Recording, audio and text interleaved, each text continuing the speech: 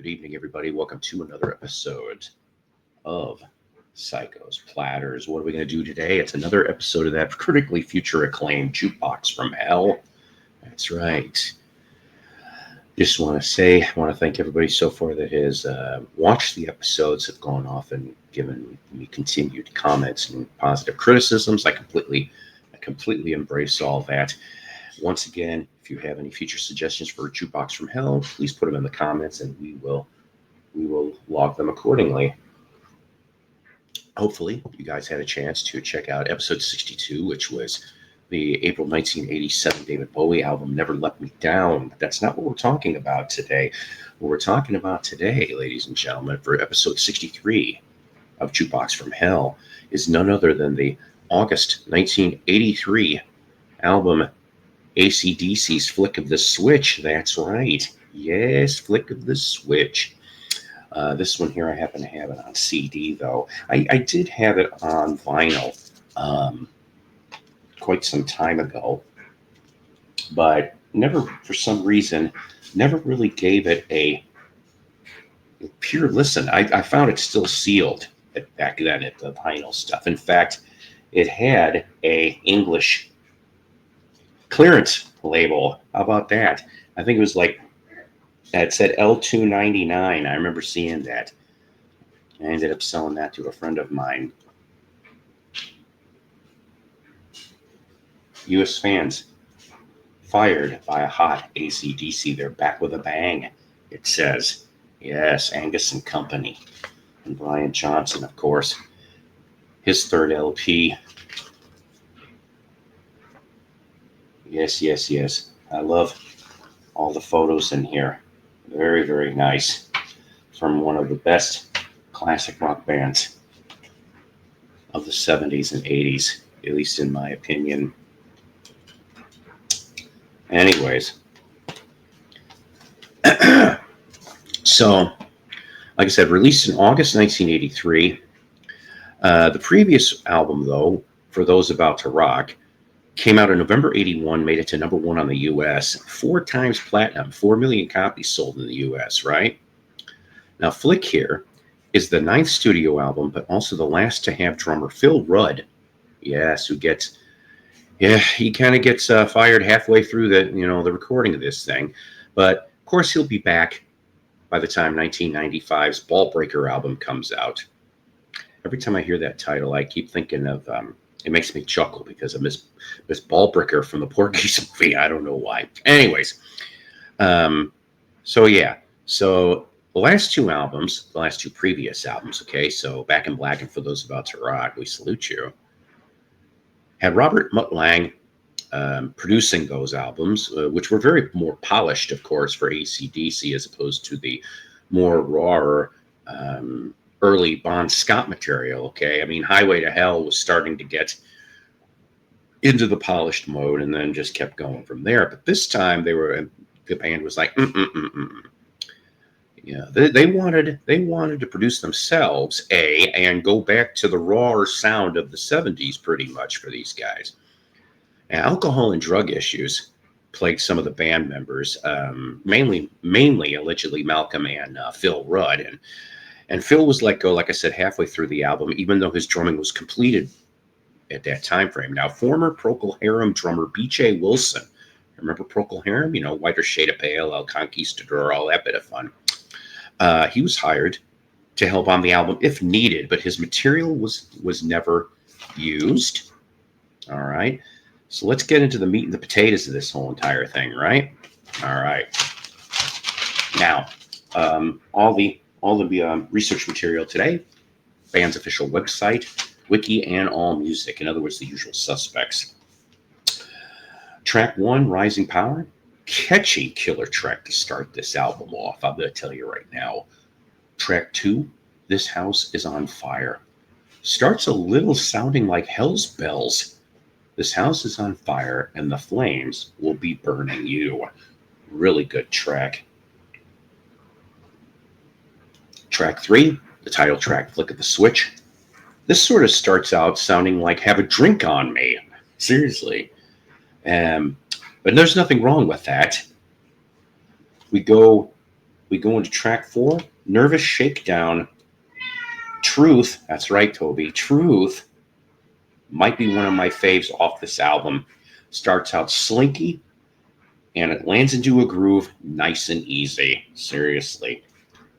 Track 5, Landslide. Cooks from the beginning. Love the riffs here. Track 6, Guns for Hire. This was the first single off of the album. This up until my getting this CD to listen to this fully, Guns for Hire was the only thing I remember listening to off of it because of MTV had the video and stuff. That's how I knew of that track. And another classic in the AC/DC catalog. That's right. Track 7, Deep in the Hole.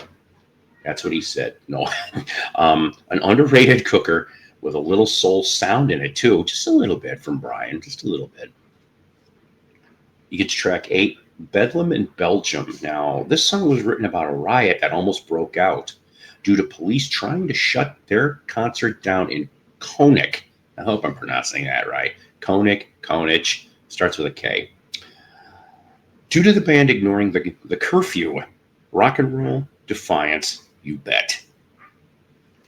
Track 9, Badlands. Starts out sounding like old school electric blues, and I'm loving every minute of it.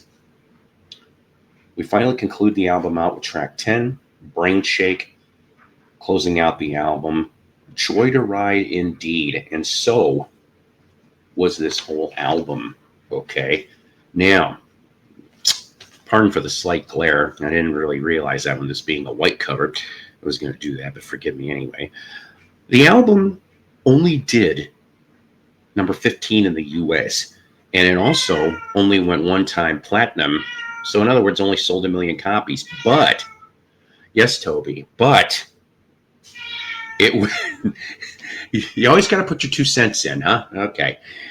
But it charted in the UK at number 4, which, for those about to rock the previous album, it didn't chart in the UK. So for the UK, that was kind of an improvement, right? Right. So after drumming auditions, for Phil Rudd's departure, they chose Simon Wright, ex-drummer of Dio. And in October 1984, they released the 74 Jailbreak EP. Remember that thing? I remember when MTV played Jailbreak. I love Jailbreak, actually. I love that whole EP.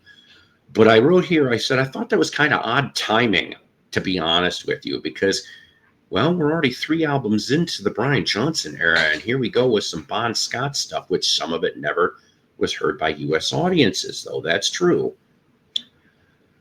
So the band, of course, did tour for this album, and in fact, they took a break from recording their next album, Fly on the Wall, and ended up playing Rock in Rio to, well, over 250,000 people in January 1985, along with Ozzy and a few other people. That's a lot of people, I'll tell you. No Woodstock, but hey, the next album, Fly on the Wall, like I said, would be released in July of 85, but it only made it to number 32. Now, did you end up getting this album when it first came out? I do remember seeing the vinyl of this in clearance bins, I want to say by the time Fly on the Wall came out. And I'm just going, what the heck, Why I didn't pick it up back then, I have no clue. But I'm going to tell you something. In my opinion, this album, criminally underrated. I mean, very, very underrated, all right, for AC/DC. If you're an AC/DC fan, you know what you're going to get in an AC/DC record, right? Yeah, it's 3 chords. Who cares? It's AC/DC. They rock, and it's balls to the wall, balls out, rock and roll, and mixed with R&B and soul, right? That's how it works. Because to me, what was it? I used to get people when I used to go drinking in bars, and I said, slow down any AC/DC record, and you could turn it into a blues song. I think for about 75% of that catalog, that's actually pretty true, honestly. If you're an AC/DC fan, go get this thing. even if you're not an AC/DC fan, go check this out at least on YouTube, okay? I think you guys are going to be pleasantly surprised. Oh my God, pleasantly surprised. Um, as far as for, not that my opinion really totally matters. I just wasn't a big fan of Fly on the Wall. We may end up doing an episode of that eventually. Yes, indeed.